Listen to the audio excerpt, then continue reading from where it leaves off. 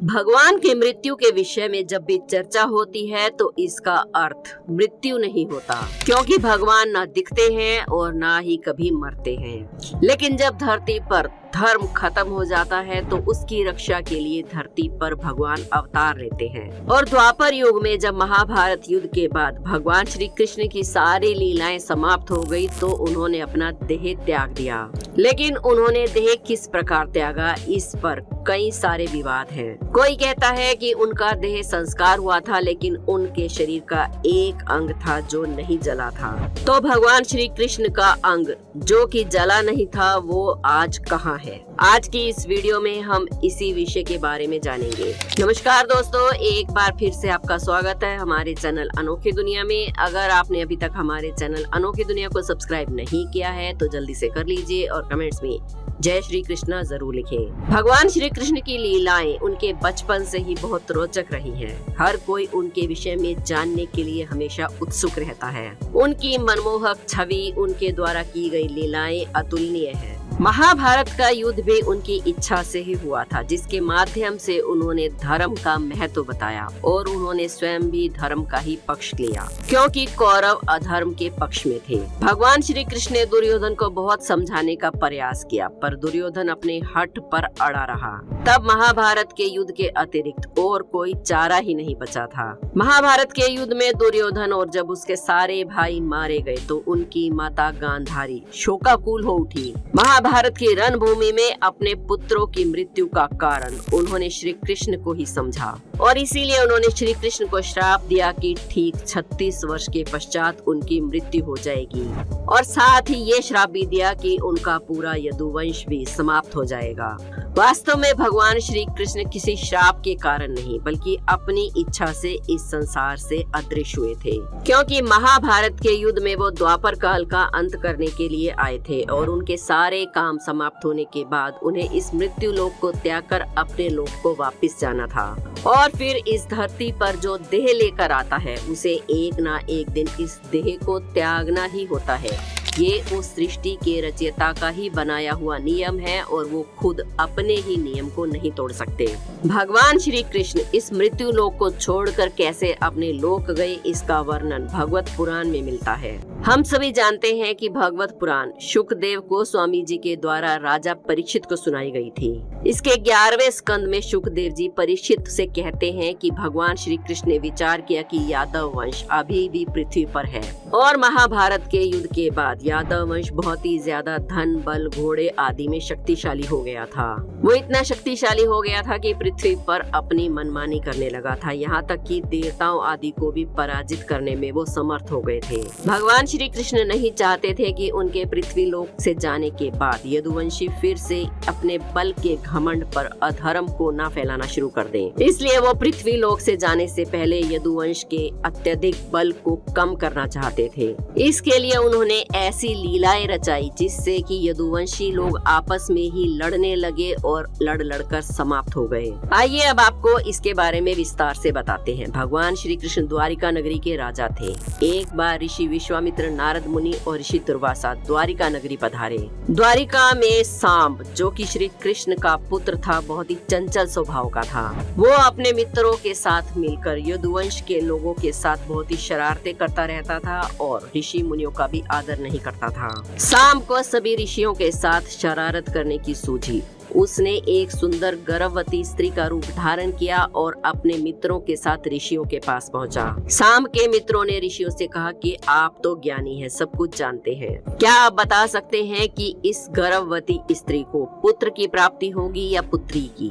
ऋषियों ने अपने ज्ञान से जान लिया कि ये कोई गर्भवती स्त्री नहीं है और ये लोग गर्भवती महिला बताकर ऋषियों का अपमान करने आए हैं। ऋषियों का मजाक करने का दुस्साहस करने के कारण क्रोध में आकर ऋषियों ने उन्हें श्राप दिया।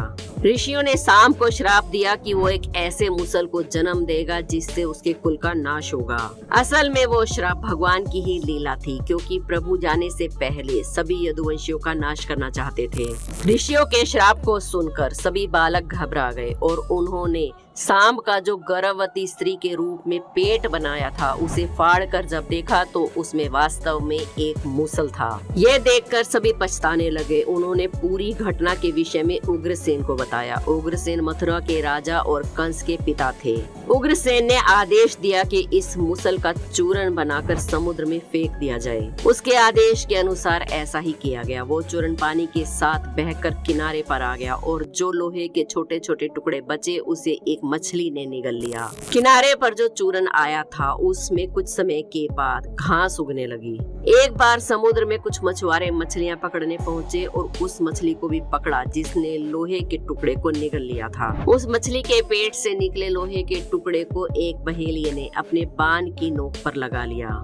यदुवंशी अपने बल के घमंड में इतने ज्यादा चूर हो चुके थे कि आपस में ही लड़ते रहते थे। उन्होंने मदिरा पान करना भी शुरू कर दिया था और उनकी बुद्धि भी भ्रष्ट हो चुकी थी। अपने बल के घमंड में और मदिरा पान की वजह से उनकी बुद्धि इतनी ज्यादा भ्रष्ट हो चुकी थी और उनकी लड़ाई इतना भयंकर रूप ले चुकी थी कि यदुवंशी एक दूसरे को मार मार कर ही समाप्त होने लगे थे। ऋषियों के श्राप के कारण मूसल से जो समुद्र के किनारे घास उगी थी वो एक लोहे के मूसल से उगे होने के कारण इतनी ज्यादा तेज थी कि यदुवंशी आपस में उसी घास से लड़ने लगे और एक दूसरे को काटने लगे। इतना ज्यादा रक्तपात और उत्पात देखकर भगवान श्री कृष्ण ने अर्जुन से कहा कि सभी स्त्रियों और बच्चों को सुरक्षित अपने साथ हस्तिनापुर ले जाएं। अर्जुन श्री कृष्ण के आदेश पर स्त्रियों और बच्चों को हस्तिनापुर ले गए और यदुवंशी आपस में ही लड़ लड़कर समाप्त हो गए। इस घटना के बाद बलराम जी नदी के तट पर जाकर चिंतन में लीन हो गए और उन्होंने पानी में ही अपने भौतिक शरीर को त्याग दिया। अब भगवान श्री कृष्ण का धरती पर आने के सब प्रयोजन समाप्त हो चुके थे। उनकी सारी लीलाएं हो चुकी थी, इसलिए उन्हें भी अपना शरीर त्याग कर अपने लोक को वापिस जाना था। लेकिन उन्हें अभी गांधारी के श्राप को भी पूरा करना था। गांधारी ने यदुवंश के समाप्ति के साथ उनकी मृत्यु का भी श्राप दिया था। इसलिए भगवान श्री कृष्ण एक पीपल के पेड़ के नीचे जाकर लेट गए। सभी दिशाओं में अंधेरा छा चुका था, लेकिन भगवान श्री कृष्ण के चरणों से एक मणि की तरह प्रकाश निकल रहा था। तभी वहाँ एक बहेलिया आया और उसने उसे हिरण की आंख समझकर उस पर निशाना लगा दिया।